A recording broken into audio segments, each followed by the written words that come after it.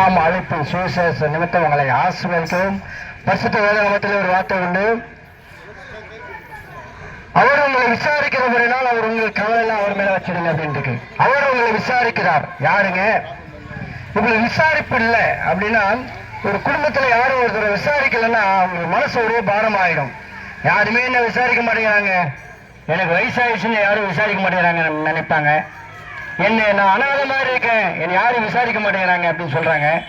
என்னை விசாரித்துக்கு யாருமே இல்லை. என்கிட்ட மகளை பெற்றிருக்கேன், மகனை பெற்றிருக்கேன், சொந்தங்கள் இருக்கு, பந்தங்கள் இருக்கு, அக்கா இருக்கா, அண்ணன் இருக்கான், தங்கச்சி, அண்ணன் எல்லாமே இருக்காங்க, மாமா மச்சான் எல்லாமே இருக்காங்க. ஆனா இவ்வளவு பேர் உன்னை விசாரிக்கிறாங்களா? விசாரிக்கிறதே இல்லை.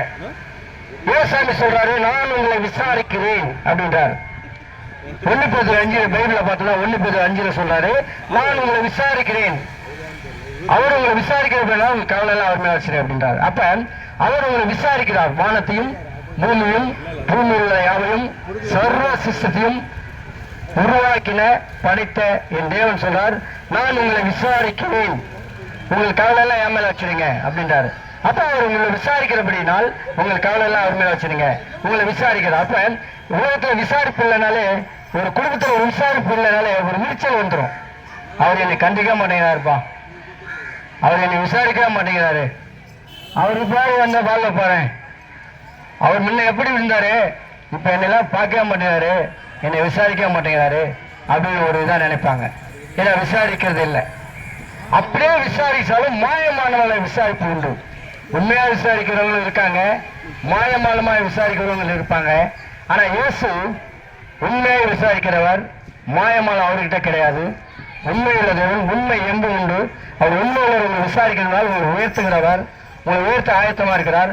அப்ப உங்களை விசாரிக்கும் போது உங்க கவலை எல்லாம் அவர் மேல வச்சிருங்க. கர்த்தர் மேலே உங்க பாரத்தை வைத்தது அவர் உங்களை ஆதரிப்பார் அப்படின்னு. அப்ப உங்களை பாரத்தை இயேசு மேல வச்சுட்டு நீங்க மற்றவங்க வேலையை பாருங்க. உங்களோட தேவை என்னவோ அவர் சந்திப்பார்.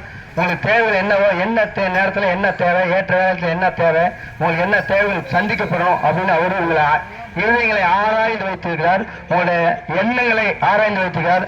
அவர்களை விசாரிக்கிறவர், அவர் உங்களை விசாரிக்கிறவர். மற்ற யாருமே விசாரிக்க முடியாதுங்க.